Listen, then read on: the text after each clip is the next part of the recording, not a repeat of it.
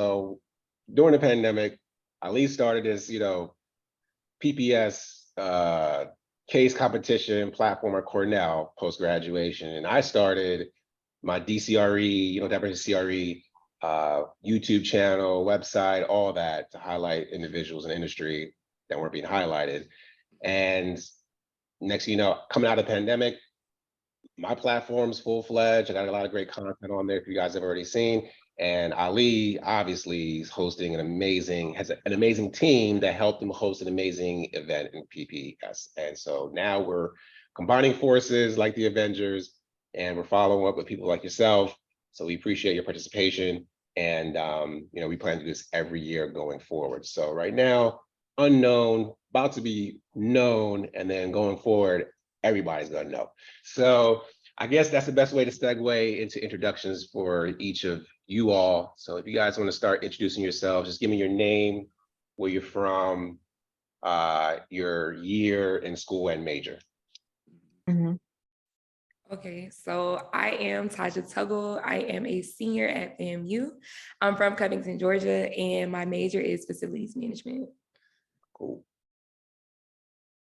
Greetings, my name is Ivan Hopkins. I'm a fourth-year business administration scholar from Ocala, Florida, and my major is business admin. Awesome.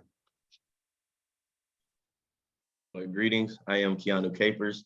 I am a third-year business administration scholar hailing from Lakeland, Florida. And good afternoon, I am Rashmina Ratnaswamy. I'm a senior business administration scholar at Florida A&M University, and I am majoring in business administration. Okay, so everyone's from Florida except for, and where you say you were from again? I'm from Covington, Georgia, so it's about like 35 minutes. So everybody kind of stayed local, kind of stayed in the home state or near the home state. Growing up, was FAMU always the destination? Like, how did you all end up at FAMU? No. Okay. So originally I'm from St. Louis, Missouri. And when I got down here to Florida, my dream school was NYU. Okay, cool. Yes, that was my dream school. I was like, I'm gonna travel, I'm gonna go around the world. But then I started learning about HBCUs, and my teacher in high school, she started taking us on trips to FAMU and stuff and telling us about FAMU. And I knew I wanted to go to HBCU, so I only applied to one school, and that was FAM, and that's how I chose it. Okay, anyone else? For me, I knew I wanted to go to a HBCU. So my dream school was actually Howard.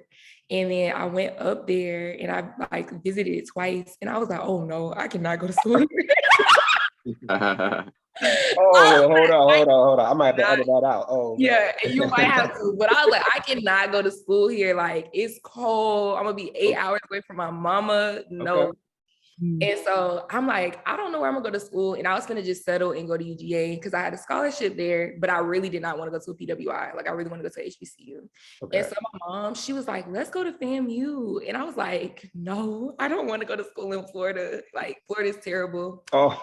And then I went down there and I fell in love with the campus, and they have a really good business program. And I was just like, Mom, this is where I'm going to school. And she was like, I'm glad, like, she was so happy, like, that I just found somewhere I wanted to go. But that's how I got to FAMU, because I knew I wanted to be out of state and I knew I wanted to go to HBCU. Yeah, I'm going to interject there. So I'm glad you kind of spelled that out for us, because what you think you want to do at first may not be what you actually end up doing until you actually get on campus and have an experience, right? So you didn't, when you got on Howard's campus, you switched it up like, oh no, Georgia, UGA is a great school, but maybe not for you. But it wasn't until you got to FAMU, even though thinking FAMU is not for you, when you got there, you're like, okay, this is great. So I think that's a great positive note. We want all the kids watching this to understand, maybe even younger high school kids, you got to get to the campus before you make that final decision on where you want to go for the rest of your 4 years of college. So next up, who else wants to jump on? Tell me why you ended up at FAMU.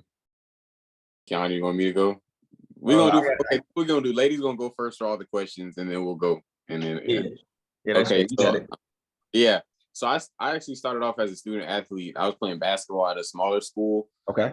Thomasville, Georgia. That's like, it's only like 45 minutes away from Tallahassee. It's only 45 minutes away from FAM. Okay. And, it just didn't work out. So I went home for a little bit, and, it was about getting my associates. And then I was, talking to my mom because when you have your associates, you can pretty much go to any school in Florida.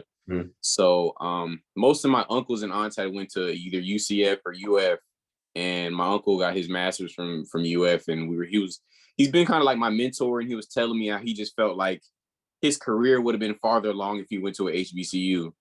You know, So he was like, as long as you go up there and just build your network and meet new people, I think you'll be fine and you'll be able to, go out of school with a good job and a career. So I just chose FAMU from there. I just kind of took his guidance, went on a visit, smaller numbers in the classroom instead of UF or UCF, where it's like more of a bigger school. So it was just a great decision and great position for me, not too far away from home. Okay. So I ended up there. All right, Mr. Capers, what about you?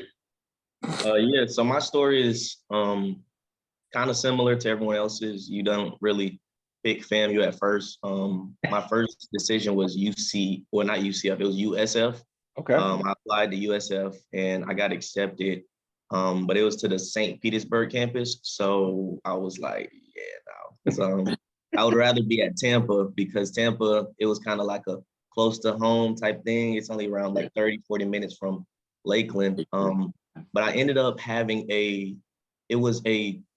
trip to Orlando it was like a college meet where FAMU was hosting a, meet and greet and event.